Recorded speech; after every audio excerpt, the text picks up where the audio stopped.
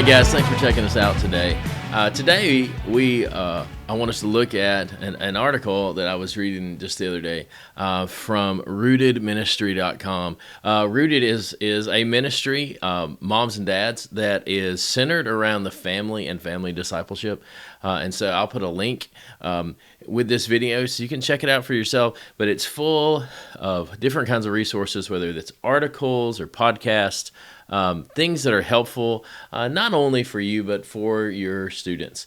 And so I encourage you to check that out because it's a great resource for you as a family. And that's one thing we want to do is we want to, as we're walking with you, we want to highlight those different tools and resources that are available to you that may help answer questions that me or our volunteers we just might not have an answer for, but gives a different perspective and will help you and aid you as we do this life together with the Lord. But this morning, or this afternoon, excuse me, we want to look at this article, and it's entitled "Kids Need to Know Faith is More Than Being Good," and it's written by Bethany McIlrath.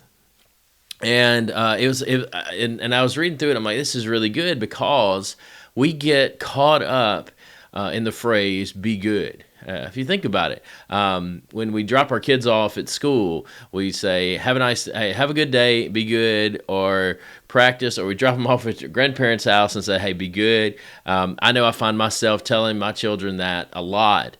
And what comes to mind when we think being good is behavioral issues, like just make sure you act right, okay?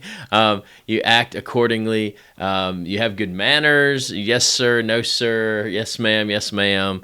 Don't get in a fist fight with your brother or all this kind of stuff. When we think of being good, we think of things that fall in to those categories. And it's not a bad thing to instill that into our children. And that's what this article points to is, yes, we can get caught up in the behavioral aspect of being good, but on the other hand, being good points us to a message that's not wrong, and we need to be clear about it, and how behavior holds a place in the life of a believer, because if our hearts have truly been changed by Christ, then our behavior will change. Where we are in life, our placement may not change. Our circle of friends may not change. Our family may not change. But the things that we have control over, that pour out of our heart, our behavior, our speech, things like that, we can change those. But on the good side of things, the flip side of things, when it comes to looking at a biblical approach to being good, our salvation is not contingent on us doing stuff. Ephesians 2:8-10 speaks to this, that we're saved by grace through faith, not of works. So we can't try to earn this. But at the same time, moms and dads, if we're honest with ourselves, we struggle with this. And so why wouldn't our kids struggle with this? We drop them off at church, we bring them to church, or hey, this is the Lord's house, you got to act a certain way. And I believe there is a good balance of that. I believe in we can honor the Lord with our actions. And being in student ministry, the biggest thing, and I tell our students this and I tell our adults this, is we want to come together and fellowship, and we want to eat and hang out and play games, and we want to hear the Word and fellowship together in the Word and eliminate as many distractions as we can. And some of those distractions are behavioral issues. And so, if I've had students over the years, sometimes I can just say, hey, guys, cut that out. And that's good. Sometimes it's pulling them aside and having a one-on-one conversation of, do you see what you're doing? Do you see how you're responding to this other student or this volunteer? And trying to speak into their life where it does correct some behavioral issues. But the seed of this, the root of this is understanding a goodness that solely comes from God. And because God's love doesn't change based on our behavior, which is a great thing. It's constant, it's solid, it's always there. And realistically, God doesn't, I like how they put in the article, God doesn't delight by our obedience, God is delighted by our obedience, not appeased by it. So it's something that as we walk with the Lord and we grow to be more like Jesus and we reflect a life that looks like His, God is pleased with that. But it doesn't just say, okay, well, that's good, and check that one off the list. God doesn't approach us or look at us that way. And so as we're leading our children and teenagers well, we also have to kind of give them a context of what really fuels and sustains obedience. As they put in this article, they'll come to a point where when we say, "Hey, we need you to do this," well, I just can't do that. I can't. And she brings out and I can't do that. Like, I can't live up to that, because we set a false expectation if we're not careful on the emphasis of what goodness is, and ultimately what true obedience looks like to the Lord. Because again, we struggle with that as well, moms and dads. And so if we're not careful, we'll set such a high expectation where our students are going to struggle for that, and they realize, I can't ever obtain that, and so I'm just not even going to try anymore. So there's a balance with that, and we need to be careful with that and help them understand the context of it. And in that, we can do a couple things that she points out in the article. We can ask God for help with anything at any time. And that needs to be modeled for our children, of like, hey, if you're struggling with something, go to the Lord, put it before Him, and ask for His help. We need to look to the Word, all right? So we approach God through prayer. We approach God through reading the Word. We need to lean on other believers. All right. There may be friends or maybe people in our life that have gone through these life circumstances before that we're dealing with now, and we need to lean on them for help and guidance, because that's why God gives us community, is to do that very thing.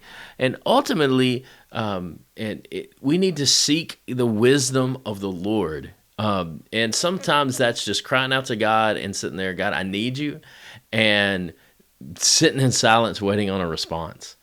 And He'll give us that. He's faithful. And this is the thing, as a friend of mine would say, we look for the writing on the wall so hard that we miss that God's already put it there.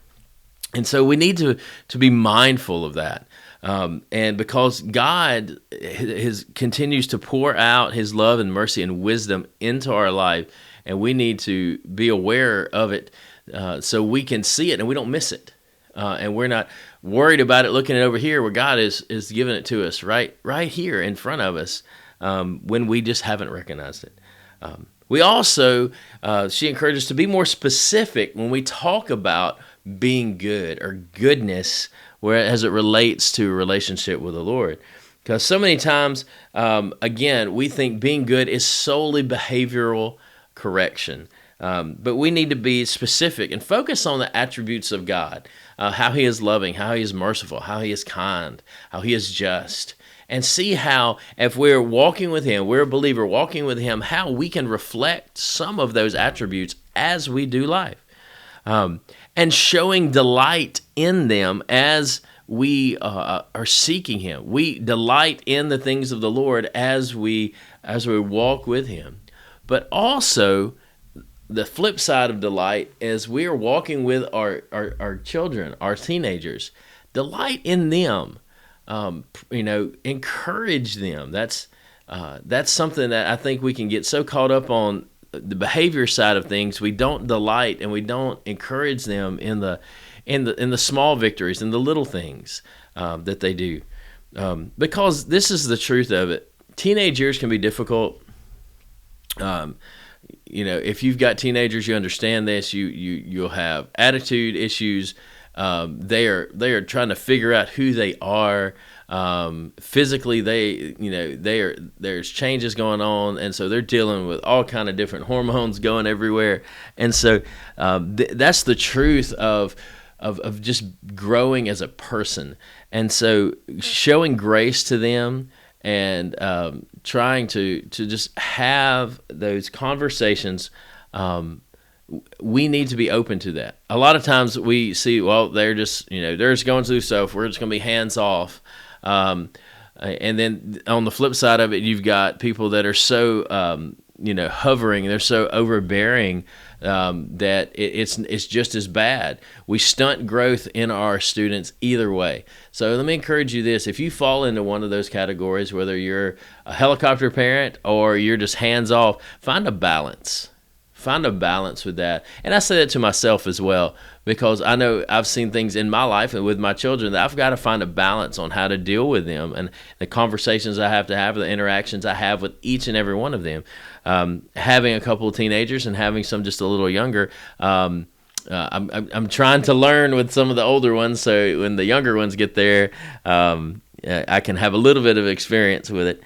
But we need to do that because there is such a wide range of behavior with our students and the influences they have, whether it be their friends or their classmates, the media they take in. It all affects them in a different way. And it's our job, moms and dads, that to guard that and to guide them and point them in a direction that's uplifting to the Lord, that grows them in the Lord over anything else. Because what's in our heart, the goodness that comes from God, if it's in our heart, it's going to come out. It can't help but come out, because that's how God designed us and it's how we're wired. But in closing, we need to model that ourselves. We need to have a better understanding of goodness, and not just for our behavior or their behavior, but to draw them closer to the Lord, to put into practice those attributes that we see in Scripture from God, that we can model that ourselves so that when that comes up in conversation, they've seen it in our life. And be honest with them. If you fail at it, you fail, and just say, hey, I'm trying to do this. This is what we're attempting to do. So just have some grace with me as we do this together. And I promise you, the Lord will use that. He'll use that humility and use that honesty in your relationship with your child. And it will help them see that you truly, genuinely do desire the best for them in Jesus. And so the next time we think about looking at it and say, well, be good, are we saying it of we want you to be like Jesus, or we just want you to act right when you're not at home?